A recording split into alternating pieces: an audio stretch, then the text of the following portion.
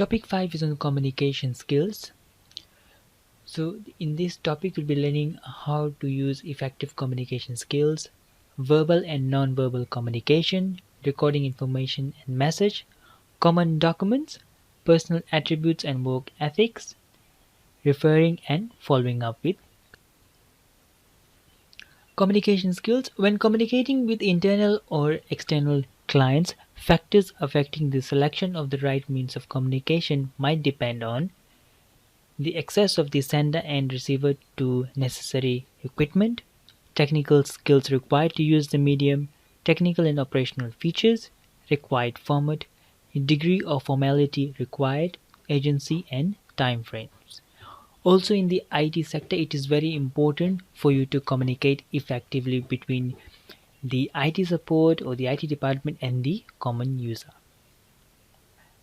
Business practice of workplace documentation. So workplace documentation needs to be written in a clear and professional style. Example of documents include emails, memos, business letters, reports, and other business correspondence. So all these documents should be written in a formal and structured way. Tools for professional documentations. You have style guides. These guide would be given by your supervisors or your managers on how a certain document should be written or what style it follow. The templates might also be given. You might be using some kinds of widgets. It will help you to style or write a document, the necessary formatting, editing and proofread, and naming conventions of documents. Receiving client requests. So interacting regularly with clients, attending to client inquiries, problems and complaints. This is very important in a IT field, IT user support field. You will be constantly communicating with your clients. Determining a client's needs, what exactly your client wants. Sometimes they will not be able to explain you properly because they are not very much aware of the IT jargons or the IT systems. Obtaining feedbacks from a client with regards to an installation, customization, training or support issue. Once you have provided them the support, please try to have and go back and ask them for a feedback if whatever has been done to their PC or laptop or their system, are they satisfied with it, or if they are facing any problems. Providing a client with information or instructions. So if something you have done or you have changed something in a system, please provide them with the updated instruction information on what you have done. Request and inquire come by email, phone, fax, letters, notes, memos and personal contact. So mostly in an organization, I think the more would be phone and email. You must establish and maintain a polite manner, meaning to show good manners and to respect the opinions and needs for others. So always you should be polite no matter your customer is shouting at you or is angry at you. You should always have a polite manner. Verbal and non-verbal communication. So the first one is body language. Second is your first impressions, and then you have your spoken language. Technical versus everyday language. This is a common thing in the IT sector, whereas users are not very much a normal user might not be very much versed with the technical jargons that are mostly used in IT. So be careful about using technical words when talking with clients, as they don't share the same technical knowledge as you, the IT professionals. Technical words can make clients defensive, so use simple words to understand the client's situation. So if you have anything technical, please try to use words that will help your clients understand better. Benefits of good customer service. So a good customer service is the key for any successful business. It's all about satisfying your customers and retaining customer loyalty. Effective and efficient customer service enhances productivity. It also promotes goodwill, which reflects as strong brand name or good employee relations. A happy customer become repeat customers, provide positive feedback, and happy employees make happy customers. So you have to have a good customer relationship so that the clients, they keep on coming to you. Establishing QCS, that's a quality customer service. Okay, this comprises of knowledge of business organization products and service policies. So you should be knowing what your organization is selling, what are the policies in place. Using language that is targeted to the specific customer, presenting a friendly and polite manner, using positive gestures and body language, ensuring a prompt response to inquiry request, adopting a solution-oriented approach, and following up to maximize customer satisfaction. Skills to deliver quality customer service. So these are the three skills you might be having: problem solving, negotiating, and prioritizing. So in problem solving, okay, listen and acknowledge, identify the problem, consider the solution, action, record, and then you follow up. Negotiating, have patience, empathy, and make quick decisions. Prioritizing, look at the time, the work, the needs and wants. Then record information and message. So this, as I have earlier stated, that the different companies might have their different ways of recording information. So they might be having a database, a specialized design customer support program, pen and paper on a special work request form, or pen and paper on a piece of ordinary paper. So it might depend on organization to organization of how they record their information and message. Common documents, okay, general correspondence such as letters, you have emails, memos, faxes, client records, workplace forms or documents, messages such as phone messages or notes, and reports. Rules for writing and documenting the common documents. So make sure you have accurate spelling, grammar, and punctuation, appropriate tone, format, and style. Sentence construction should be short, simple, and correct.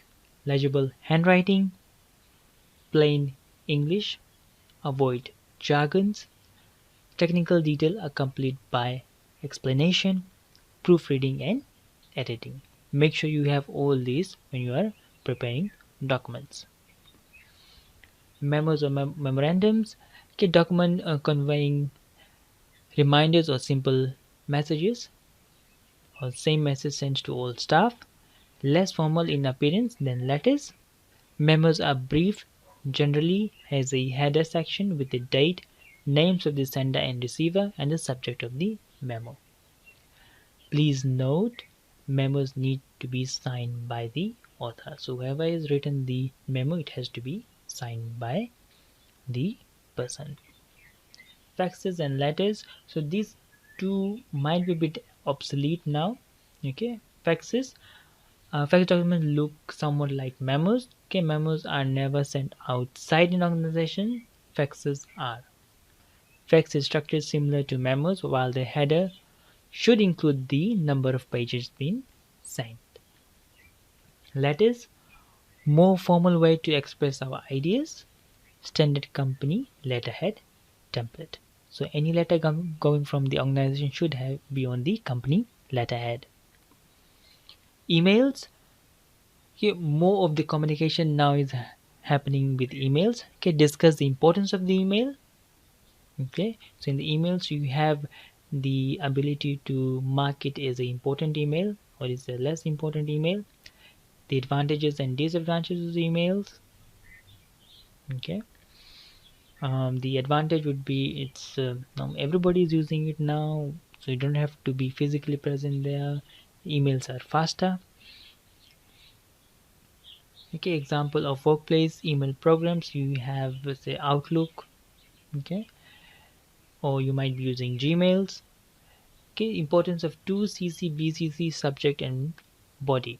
Okay, So the importance of these two, when you put two in the email, okay, you're sending to a person, that means you're sending it specifically to that person. CC, that is you're copying someone, okay, contact copy, and that person would be just copied, just the message would not be intended for him or her. You just keeping that person in loop.